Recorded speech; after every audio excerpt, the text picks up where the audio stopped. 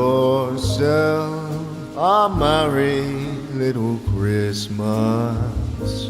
Let your heart be light from now on. The holiday season, a time of giving, spending time with family, arguing at the dinner table on Thanksgiving night and going straight to fight to the death for a smart TV afterwards. A time where you can't escape the dominance that Mariah Carey somehow has over this month, and a time where you can snuggle up in bed, watch the snow fall outside and drink your hot cocoa or something. Unless you're Australian, in which case if I wear anything more than a t-shirt, I'll die of heat stroke. But we're not entirely backwards here, it's Christmas for us as well. And so I figured what better time to go over my favorite tech of 2024 than the season of giving. And considering that is what time it is, I've formatted this as a gifting guide to hopefully make your life a little bit easier. My name is Harry, you're watching the Probably Hades Christmas special, and let's get straight into it. First off, while I usually speak in US dollars in my reviews and impressions videos, I'm going to be saying prices in Australian dollars for this video because of the amount of products and because I'm mostly looking at things that I've purchased and been using over the last year. I will provide conversions on screen. They'll be accurate as of the time of editing, and I'll put whatever the timestamp is on the screen now, because honestly I don't know when I'll make this. Also, a good chunk, no, not even that. Look, most of the products are linked here with affiliate links. I'm trying to make a bag. These will be marked in the description below alongside the products with like a money related emoji, and you can find more about my policy on affiliate links at probablyhades.co/money. Real link, real URL, click it, do it. With that out of the way, let's start with the stocking stuffers. These are all smaller items that come in at 50 bucks, so you can throw them in your Secret Santa, or, you know, I'm sure you've got that like one person that you kind of know enough to like, where you have to get a gift for them, but you don't want to spend too much. This is the section for you. Or if you just want something to throw into a bigger gift, you know, these will work as well. Now, it is Christmas, so I've got this stocking now. It's not like a traditional looking stocking, but it's, you know, I've had this for so long, so I figured it's only fitting that I'm going to pull most of the things out of this stocking today. Now first up, I've got something that has saved my ass more than a few times and even helped me get others back on track, and it's the ChargeFlow Mini Portable Charger from SharGeek. Now when I say mini, I do mean it in both size and of course capacity.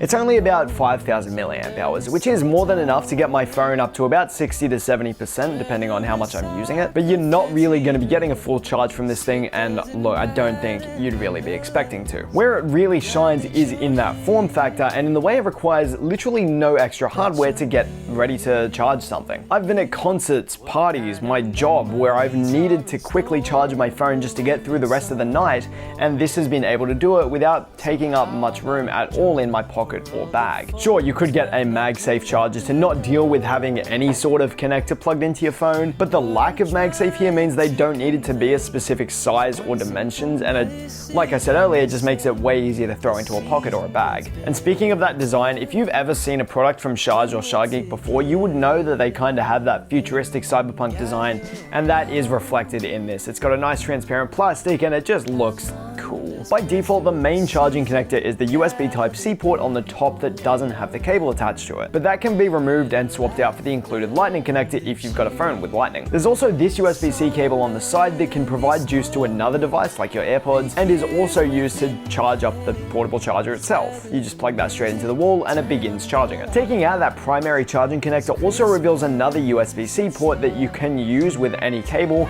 provided that it fits through that clearance. You can pick up the ChargeFlow Mini on Amazon for $32 in silver and pink, or just $27 if you get it in pearl. Now, in-ear monitors are a staple in the audio business. Basically every artist you'll see perform live on stage has a set of them in, with things like a click track and indicators for song structure, things like that, to help them stay on track. They're great on film sets to monitor audio while blocking the noise around you. And they're generally just a good option for wired in-ear headphones. And luckily for us, and whoever's stocking this will be going in, the Linsol 7Hz Cross Chronicle 02 in-ear monitors are a great affordable set of in-ear monitors that sound excellent and have great noise cancelling. I've been using them for audio monitoring whenever I shoot unboxings and things where I'm not on camera and need to hear the audio, and just for general audio listening as well, and they sound really nice. The 10mm dynamic drivers have a nicely balanced sound profile with a tad bit of extra bass and extraordinarily low distortion, and they come with a pretty good range of removable ear tips and an included removable aux cable, meaning that if the cable on their breaks,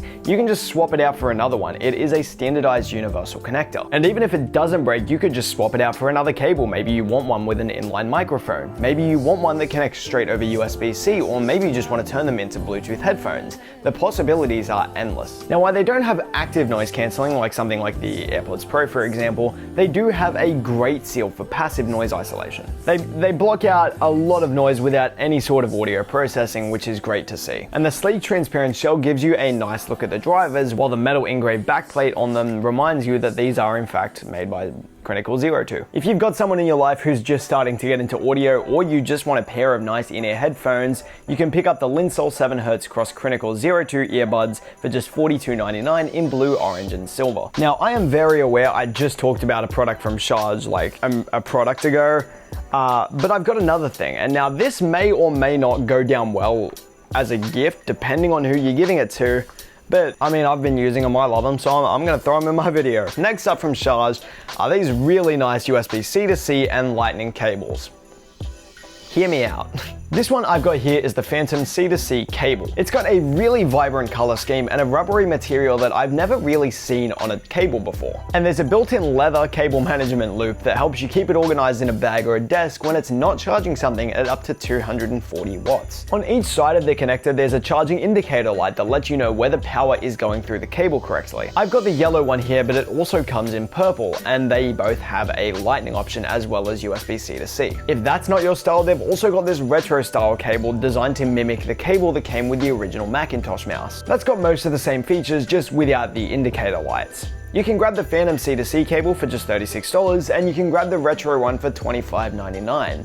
Although the Lightning versions do cost a little bit more. Now, I love my mechanical keyboard. It's been on my desk behind me this whole time. It's an Acco keyboard I bought when I was getting really sick of my $30 Amazon mechanical keyboard. Although this is an Amazon mechanical keyboard, it's just not $30. And it's got some nice features, but the switches that came with them kind of just left me wanting just a little bit more. And that's when I picked up the Acco Lavender switches. I've been typing on these for just over a year at this point, and they're holding up really nicely. They've got a tactile feel that doesn't need a crazy amount of actuation force to press down, and they come pre-lubed from the factory, making sure that this gift doesn't turn into a chore.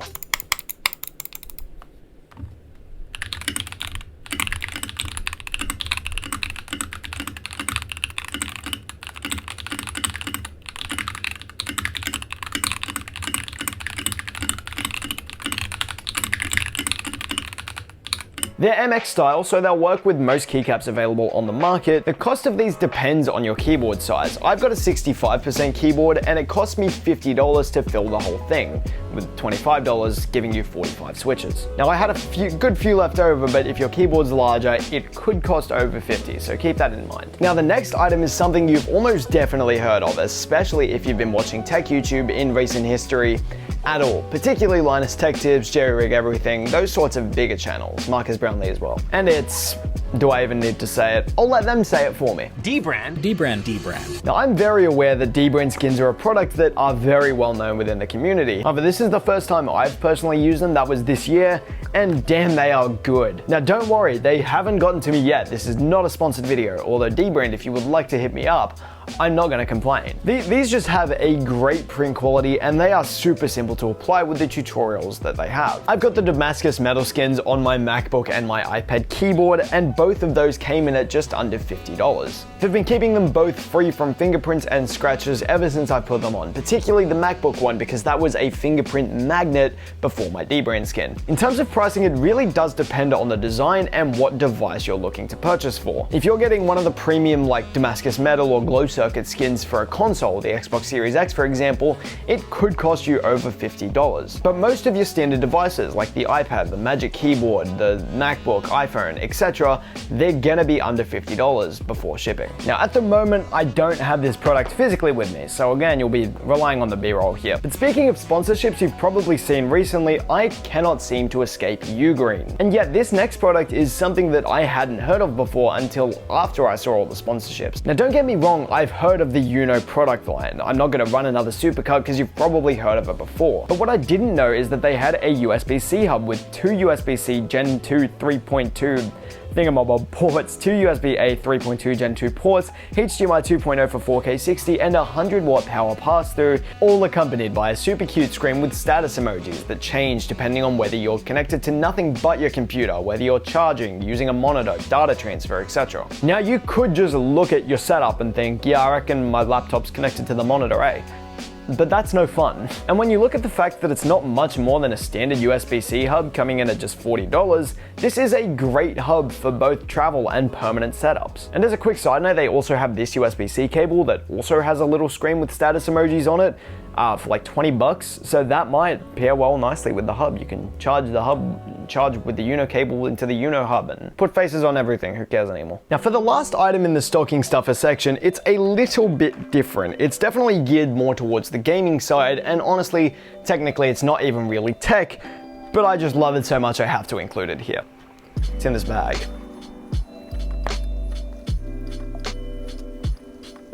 Look, it's Kirby. And now it's Angry Kirby. It's this reversible Kirby necklace from Unjust Jewelry. It's a stainless steel rope chain that has either 18 or 20 inch length, depending on which one you want, that has a Kirby charm that you can flip depending on, I don't know, how you're feeling that day or whatever. It comes in this really nicely made packaging that replicates a Game Boy cartridge, and if you're in the US, it ships with a sound card that plays the Kirby theme song when you open it. Unjust makes some really cool stuff, and I'd highly recommend checking them out. I bought this torrent bracelet from them that was like a collaboration between them and Kuyashi Jewelry, and I love this thing too. Look, it's got like the lime wire and the pirate bane. It's really sick. You can pick up a Kirby necklace at the link in the description for just $32. Alright, now that the smaller items are out of the way, we can get into the good stuff.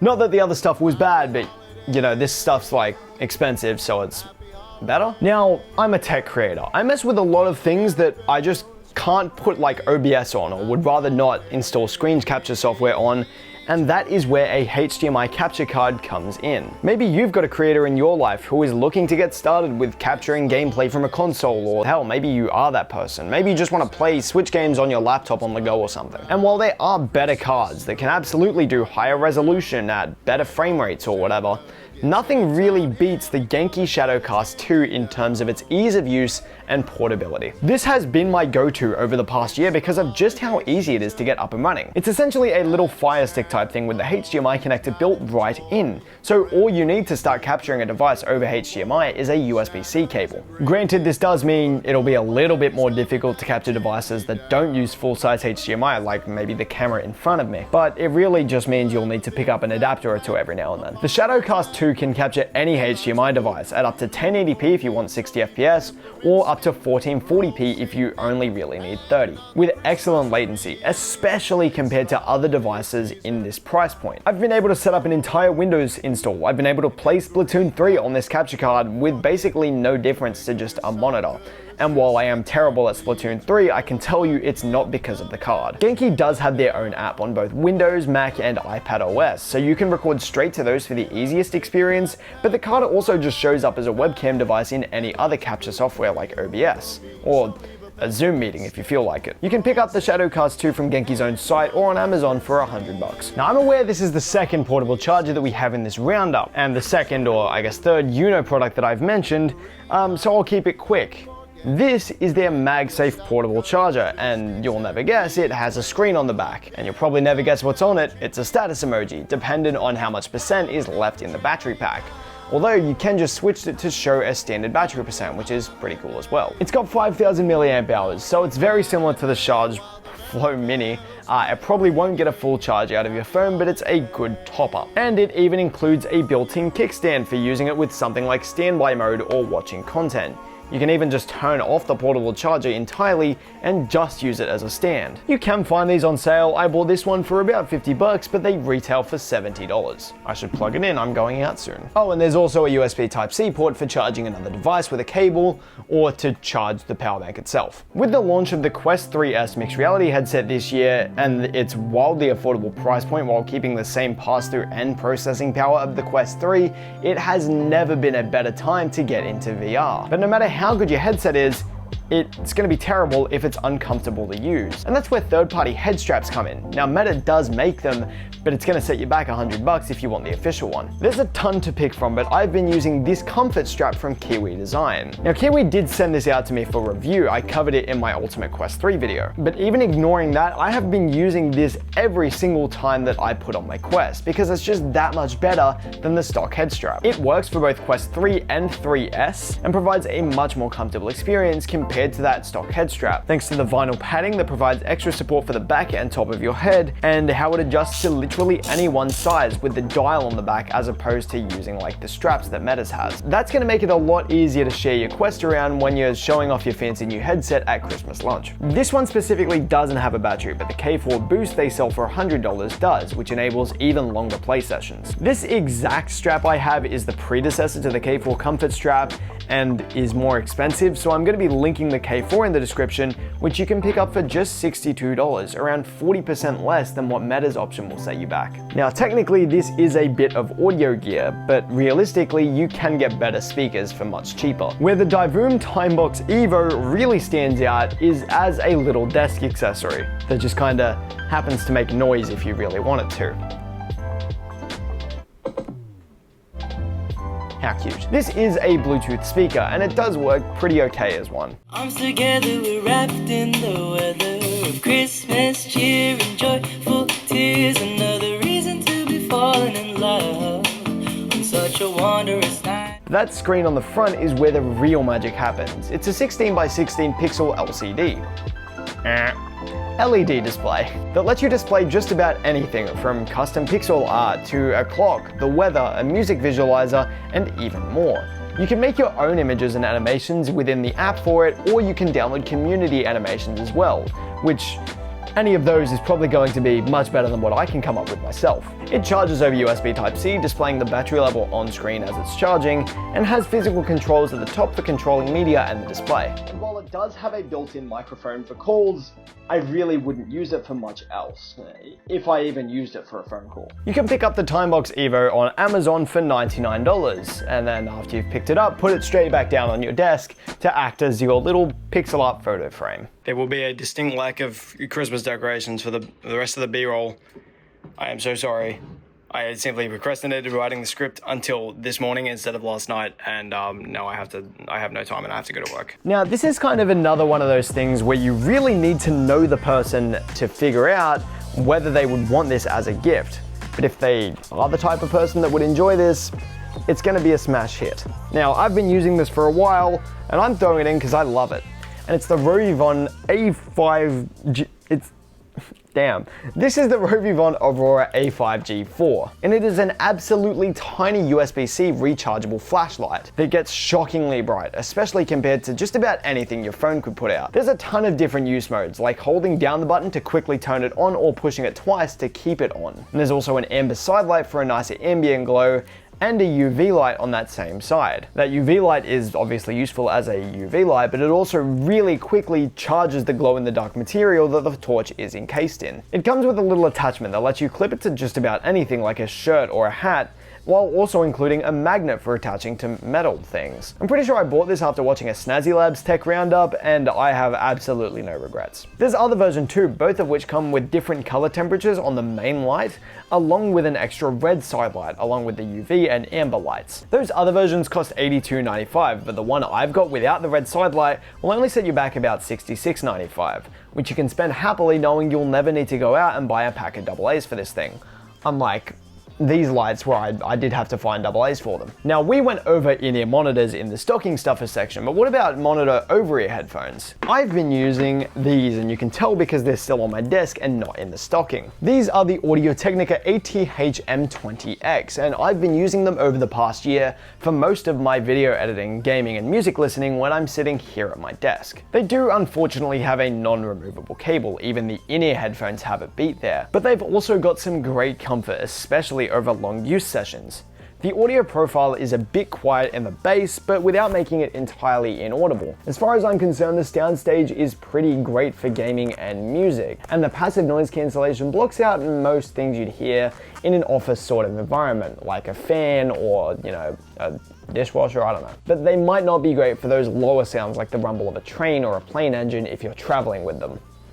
The build quality, oh, I just realized I put them straight on the lav mic.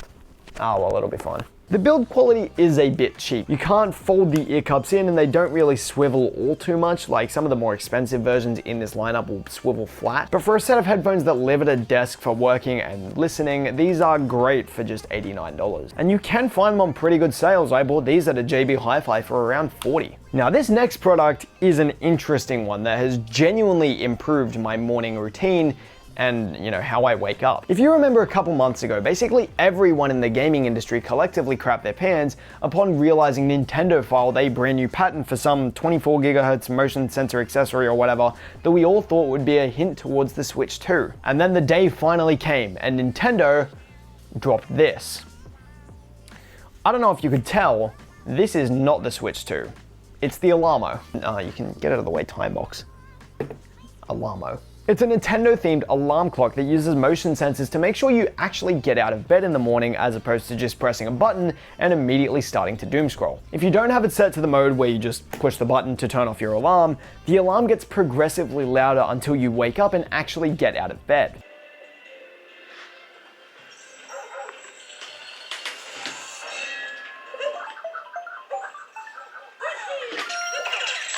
And as you get up, it'll play a specific sound effects and from whatever game you have it set to be using. Currently, those games are Super Mario Odyssey, Splatoon 3, Pikmin 4, and Ring Fit Adventure, and more will be coming in the future with software updates. And if you get back into bed within an hour of your alarm going off, it turns straight back on. In the first few mornings I've used this, it has done a shockingly good job at easing me out of sleep and getting me out of my bed, as opposed to my phone, which usually just startles me until I wake up and doom scroll for an hour before I actually go and do something. Today, I genuinely did not open a single social media app or even really check my notifications because I haven't even really used my phone.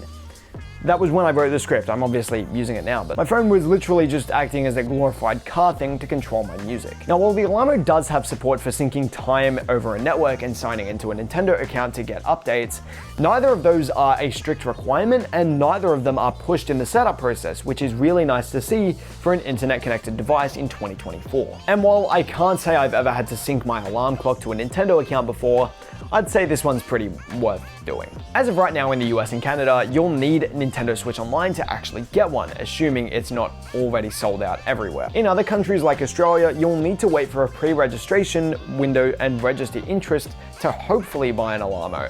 And you'll need Nintendo Switch Online as well. I got really lucky, considering my Zelda Switch Lite came with a year of Nintendo Switch Online, and I managed to get through the registration twice, because I forgot what email my Nintendo account was linked to and I missed the first one. When you do manage to get one, it will set you back about $160. Now this might be an obvious pick that you already know about and it's one I don't have here because it's set up over there, but this is easily the perfect gift for anyone looking for a smart home speaker that already owns an iPhone and especially an Apple TV, and it's the HomePod Mini.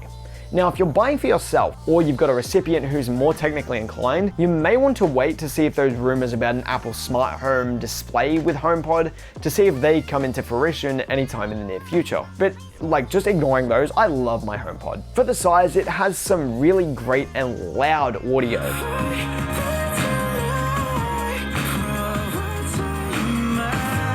And you'll get a decent-ish smart home assistant considering it's Siri built in, which is nowhere near Google Assistant or Alexa, but hey, at least it doesn't have ads. Amazon. When they work, the HomePod also measures temperature and humidity levels in the room you're in, and it was working perfectly for me until about a couple days before I started to write the script for this video, so I can't show you B-roll, but trust me, it usually works. And hey, if you decide against your Nintendo Alamo for some reason, it also works as an alarm clock. It integrates perfectly with Apple Home, as you'd expect from an Apple Home hardware device, and it even includes 3 months of the better music streaming service for new subscribers. Look, you can scream about how you have Spotify Wrapped all you want, but this year it was absolute, so Apple Music is better forever. Video coming on my recent experience switching to Spotify after like a year and a half of Apple Music, by the way, so get subscribed for that one. You can pick the HomePod Mini up from Apple and not Amazon, which is really funny to me, for about $150. And now that we're in this section, realistically, you're probably not buying any of these as gifts. This is the over $200 section. The minimum spend for this section is about $300 and you could end up at $18.99. So look, this is just kind of some more of my favorite pieces of tech at this point. Now, come on guys. Did you all really think I was gonna make a favorite tech of 2024 video and not include my favorite piece of tech of all time, the Ray-Ban Meta glasses? You'd be pretty stupid. Now, as a quick disclaimer, I am an affiliate creator for Ray-Ban Meta, which, more details, probablyhades.co/money. But if you really want to know how much I love these things, you can go watch my review from back in January before they partnered with me at all to get my complete, unfiltered opinion with no conflict of interest. I cannot understate how much I absolutely love these. These are my all-timers for tech this year. This is the Gatote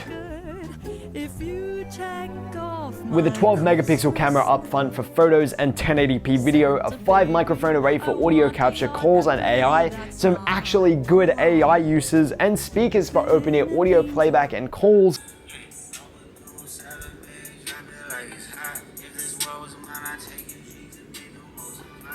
These pack at least 5 different things into one package that just sits on your face, ready to go at a moment's notice. Over the last year, these have been continuously updated to bring in even more functionality like timers and reminders, and there was enough there that I could make an entire video on how much changed over the year. You can watch that one as well. I'm not going to glaze those much more, you can watch my other videos for that. But you can also head to probablyhades.co/meta-rayban to pick up your pair today, starting at $450. Now I have had the LCD Steam Deck since very close to its launch date, and I did have to spend an absolutely outrageous money to get it imported from the US to Australia. But I was still looking for an excuse to get a Steam Deck OLED. So when I found out they were coming to Australia officially and they were launching a limited edition white one, well,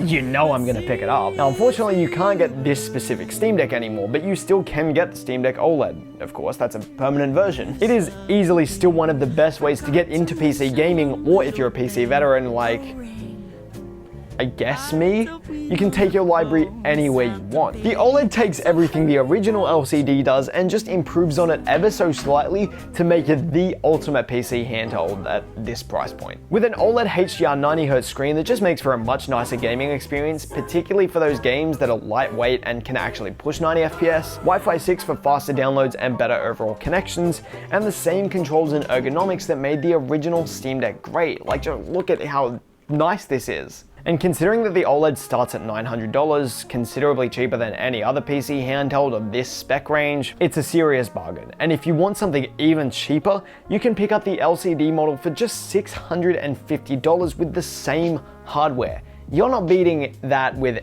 any PC. Now, this is another product I've talked about before on the channel, and thinking about it right now, it makes for a perfect gift. And it's the DJI Neo drone. You could get whoever you're gifting one of those cheap drones that has video quality that rivals the Nintendo 3DS and a controller that's built so cheaply you could probably cut yourself on it. Alternatively, you could get this. It's one of the most affordable drones that DJI makes, and one of the best at this price point, with pro-grade controls if you opt to get them, and even basic FPV features if you're looking to get into that. It has some excellent gimbal stabilized video at either 4K 30 FPS or 1080p 60, and the thing can even fly itself shockingly well. I've done a full review on this, so like the Ray-Ban Meta glasses, I won't go into too much detail in them, but it's easily one of the best drones you can get at this price point. If you're using it with only the self-flight presets, you can get it without a controller for just $300. If you're looking to get controls, you can get the Fly More combo for $539, which includes the controller, extra batteries, and a dedicated charger. And if you want to dip your toes into the world of first-person view drones, you can get the Motion Fly More combo, which includes FPV goggles and better peripherals for first-person view for $839. And for the final item on the list today, it's the camera that I've been using to shoot just about everything since I bought it in the middle of this year. It's the camera that saw me soar to over 5,500 subscribers. It's the one that came with me as I was one of the first to test Apple Intelligence, and it will be with me for many more milestones in the future. And it's the Sony ZV-E10 Mark II. I'd show it to you in my hand, but it's right there, so it's going to be a bit difficult to do that. Bam. camera. It might take a bit for the Sony to reach the legacy that the Canon EOS M50 Mark II has on this channel. This is the camera that came with me to shoot my Vision Pro launch coverage in Sydney. It's the one that shot my first ever review of a current gen flagship iPhone.